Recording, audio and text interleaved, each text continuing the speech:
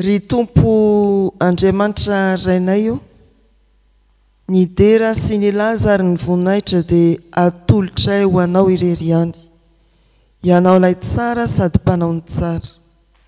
Ny fankasitrahana dia omena ianao koa, satria mahatanteraka ny fiainana isan'andro ianao ary mahatonga anay hanatombon'andro havelomana hatramin'izao anio izao. Fa mangataka ny famindramponao izahay mba ho avozinao amin'ny fiangonanao, ho avozinao amin'ny kristianina tsirairay eny amangina ho an'izao tontolo izao amin'ity andro anio ity, amin'ny tsy fahatanterahanay, amin'ny finiavanay andika ny didinao masina, amin'izay fiavonavonanay tsy nanekena ianao ary tsy namalinay ny antso amin'ny fibebahana.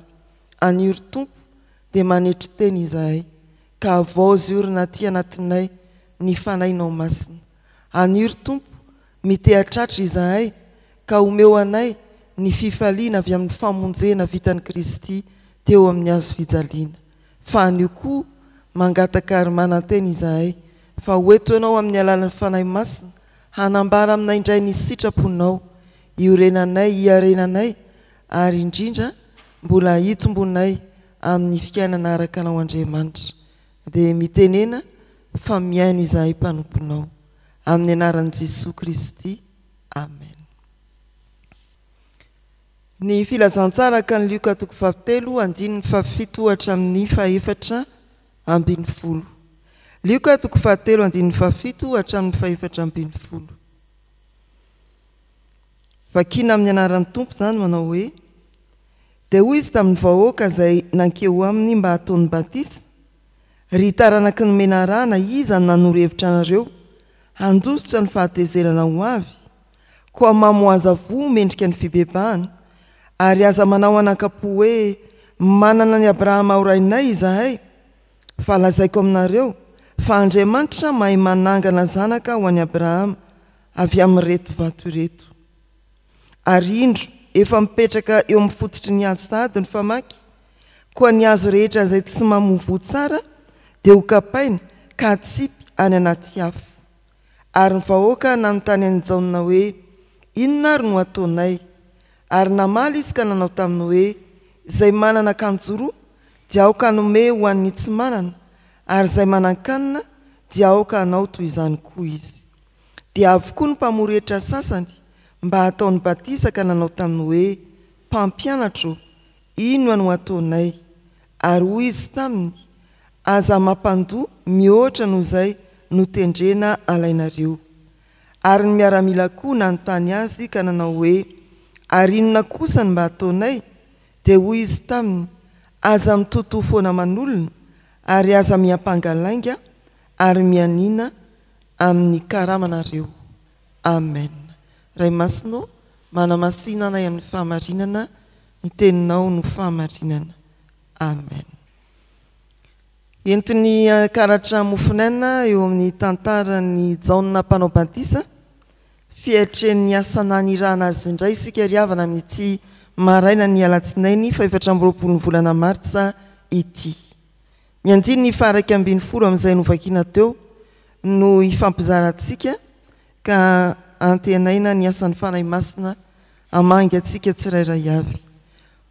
Tsika rehetra iara-maka izany amin'ny anaran'ny Tompo na hoe: ary namaly izy ka nanao taminy hoe: izay manana akanjo roa dia aoka hanome ho an'ny tsy manana, ary izay manan-kanina dia aoka hanao toy izany koa.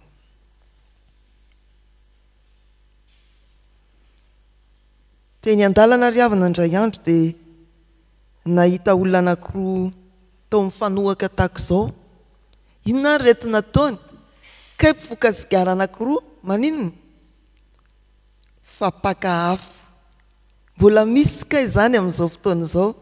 Eny an-dalana mifanena ny anankiray mifoka, ny anankiray hamelona sigara dia nanome afo ny anankiray.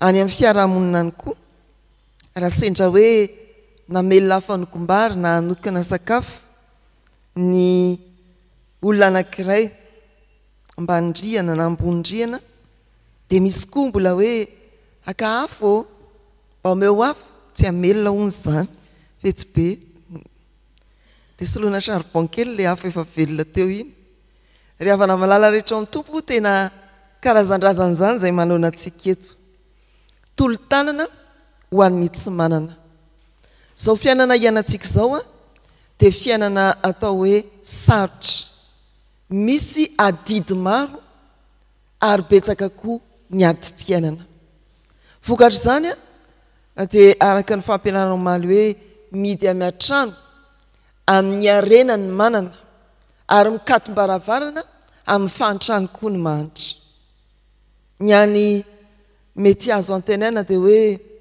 ny fianakaviana akaiky ilay tena sakaiza tokoa tia amin'ny andro rehetra ka miseho rahalahy mamonjy amin'ny fahoriana hoy ny oabolana 7 andininy 7 ny manana mamiana ny areny manidy ny poketrany ny tsy manana tonga mihafahafa matahotra ny olatsaina sy omena teny marary fa ity soratra masiny ity raha vakitsika hatreo amin'ny andininy 7 hitantsika teo dia mampianatra antsika ny hoe ny olona izay mandroso amin'ny fibebahana marina anankiray amin'izay toetra andrasana aminy na anankiray amin'izay ampianarina azy dia ny fahafoizana ny fo feno fiantrana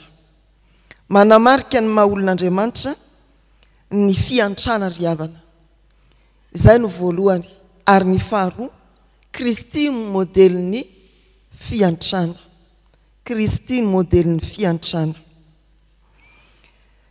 ny zavatra tena manahirana antsika dia izay fananana fo feno fiantrana izay ny satrintsika dia ny angataka ny mahafinaritra antsika dia ny omena fa ity andala teny ity manao hoe izay manana akanjo roa aoka anome ho an'ny tsy manana ary izay manan-kanina dia aoka anome ho an'ny toy izany koa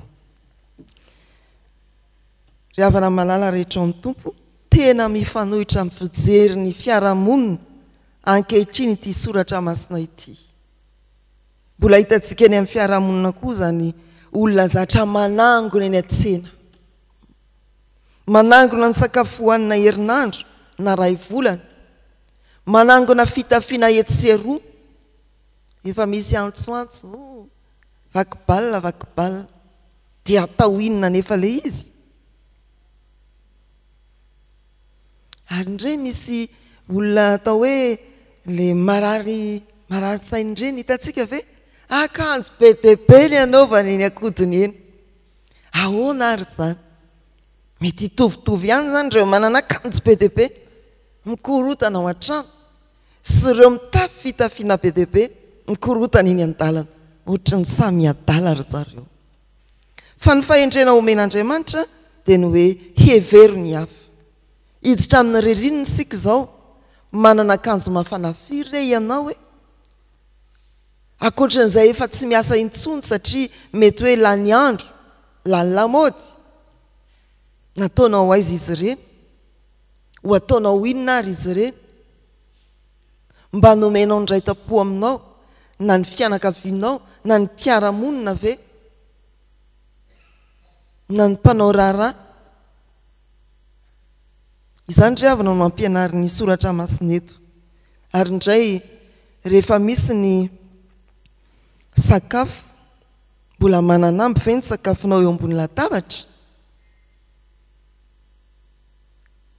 mbola sa manarinary sakafo ve isika amin'izao fotoana tena sarotra izao ary eny amin'ny sakafo ireny raha misy ndeha hoe ahatotaly ao anatin'ny herinandro firy ny vary tavela eo ambony latabatra ka nangonina ary rehefa afatra mafida dabakely firy dia tokony ho firy kapoaka zany ny verinao fieritreritry zany ry havana amin'izao vanim-potoana izao raha mampianatra antsika ny soratra masina izany no tena karemy ny manome ho tafiana ny manome hohanina tsy hoe mifady fotsiny fa manome indrindra koa ny hafa misy fampianarana ny fiangonana ny hoe rehefa mifadianina sika dia ento ilay sandany sakafo tokony ho antsika tamin'ny fivadikanina. Ohatra hoe nalany vary raika apoka ianao dia nividy laoka ataontsika hoe 2 arivo dia atotali ireo ento ireo ka omeo ho an'ny malahelo 3 arivo ariary. Fivadikanina ry havana ary fieverana ny hafa izany a dia mariky ny fo efa nibebaka. Isy vazivazy ny mpampianatra eo anivon'ny fiangonana koa hoe ny olona rehefa mibebaka dia mibebaka mba mipoketrany. Marina ve zany? Feritreritra zany ry havana. Fa lazaina koa ny hoe modely lehibe amin'ny fiantrana Jesosy Kristy. Amin'ny soratra masina dia hitantsika izany Jesosy Kristy onena ny amin'ireo vahoaka be manoloana azy tsy nanaka hohaniny. Dia hoy izy tamin'ny mpianatra ny hoe omenareo hanina izy, omenareo hanina izy. Amin'izany dia hoy ny mpianatra hoe misy tovolahy manana mofo 5 dia hazan-drano 2 dia avita inona moa zany? Firy ny mofo nananany? 5. So dia mifamatika aloha. Dia hazan-drano firy? 2. Mbola mihoatra n'ilay voalaza eto zany. Asay vo ento aty. Dia nisaotra ny tompo ary dia namahana ny mpianatra nisy ambiny 12 sibika. Modely ny fiantrana ny tompo ry havana. Ary ilay tovolahy izay nanome dia santionany amintsika koa. Rehefa manaiky an'olotra isika ary apetratsika amin'ny tompo ny fanolorana izay nataontsika mahagaga. Toy ny manana ihany sika mba omena. Ary tsaroa fa ny olona malala-tanana eo anatrehan'i Jesosy ihany no ambininy ho afaka hanomeny hafa indray. Aza ketraka amin'ny fanaovan-tsoa hoy ny soratra masina. Fa ny tena mahagaga ary amin'ny saintsainantsika ao anatin'izao vanim-potoana ny karema izao dia ilay fahafo izany tena ny Kristy manontolo ka tsy hoe nanana aina anankiroa izy dia nomeny ny anankiray fa tokana ny aina ary zany no natolony hiantrana antsika mpanota. Modely amin'ny fiantrana i Jesosy Kristy. Fa inona no onitra izay nataon'i Jesosy tamin'izany fiantrana ny mpanota izany? Maty izy fa nitsangana tamin'ny maty ho amin'ny voninahitra mandrakizay. Dia tahak'izay manomboka mibitika indrindra etsika fanolorana, fanomezana sy fiantrana ataontsika dia tsarovy fa marina mandrakariva ny teny hoe izay manome ho an'ny malahelo mampisambotra an'i Jehovah. Tandremo sao dia mitakitrosa an'i Jehovah nefa aiza ilay nome koa an'ny malahelo tary fa ianao no nisambotra an'iny. Ny famarana ry havana dia ny hoe tena mariky ny fo efa nibebaka, ny fo miteraka fitiavanamana. Ny fo manana fitiavana feno fiantrana. Mariky ny fibebahanao ny fiantranao ny hafa, mariky ny fibebahanao ny fahaizanao mizara. Tsy hitodika amin'ny ankonanao ihany ianao na ionona satria efa manao adidy amin'ny fianakaviana fa jereo koa ny tapaka sy namana ny mpiaramonina amin'izao andro mahafeno fahasahiranana izao. Hoy ny soratra masina izay manana akanjo roa aoka hanome ho an'ny tsy manana ary izay manan-kanina aoka hanao toy izany koa izy. Ho an'Andriamanitra ny voninahitra. Amen. Hivavaka isika. Tompo nome ao anjara tsara izay tamin'ity maraina ity ka nampatsiahivinao indray. Fa tena mariky ny fibebahana marina ny fahafoizana, ny fiantrana ny mila vonjy. Ary amin'izao fotoana izao dia ho tsapanay fa betsaka ny adidy miandray ny amin'ny mpiarabelona manolotra asany amin'izany ny fiangonana amin'ny fanomezana fitafiana ho an'ireo sahirana, manolotra asa amin'izany ny fiangonana ho an'ireo loloha sy mpitondra tena, manolotra asa amin'izany ny fiangonana ho an'ny varin'i Jesosy mba ho isan'ny mpandray anjara amin'izany izay satria efa nibebaka marina niverina taminao tokoa. Misaotra anao Andriamanitra fa manome fianarana ho anay ao amin'i Jesosy Kristy ianao, izy ilay tsy nahazaka nijery ny olona noana mba ho fonay sy masonay ary sofinay koa ny tsy ahazaka andre ny fitarainan'ireo kamboty sy mpitondra teny, mba ho masonao mijery izahay raha mahita ireo tsy mihinana mifanila bodirindrina aminay na eny ampitsindroana, mba ho fonao mitepo izahay ka hiantra ireo mitaraina ary mitady vonjy aminay. Dia misaotra tompony amin'izay nahafoizanao ny ainao manontolo anay, velona izahay no ny fanekena ho faty no ny fahotanay, velona izahay no ny efa nanomezanao Andriamanitra anao ny voninahitra sy ny fahavelomana mandrakizay. Dia faly manana anao izahay ry Jesosy, omeo anay ny fanahy masina mba hahafahanay mizara toa anao koa. Petraka eo am-pelantananao ny fandaharam-potoananay tontolo andro, ary ianao ry Tompo mba hanolotra anay hahafahanay manome na dia olona anankiray aza amin'ity anio ity ho fiantrana azy ireny. Mangataka aminao koa izahay hijerenao ity firenena ity, mitady fiantrana mandavataona, mitady fiantrana nandritra ny taona maro izao, mba ho isan'ny mpanome izao firenena izao, raha hitodika aminao marina ilay tompo ny arena rehetra. Fa ny fiangonana amin'izao vanim-potoana ny karema izao dia te hiaina tokoa ny fibebahana ary anana fo feno antra.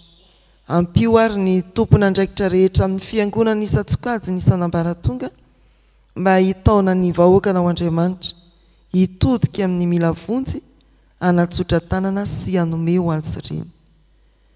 Dia anonona vavaka manginy izahay Tompo, mbola anoloranay izay tonom-bavaka tianay ho tonona aminao, indrindra anonanay koa izay olona nangata-bavaka taminay mianoa ny tsirairay.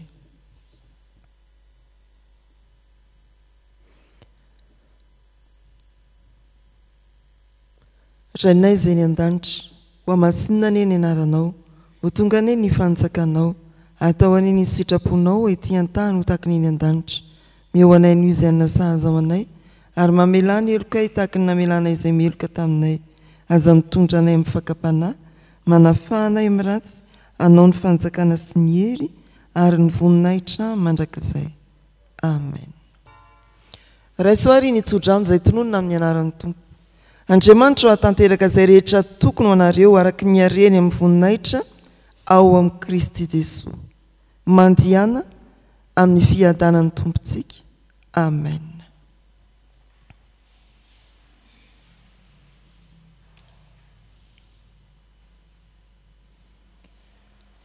Ho an'Andriamanitra irery ihany ane ny voninahitra, amin'ny anaran'ny Ray sy ny Zanaka ary ny fanahy masina.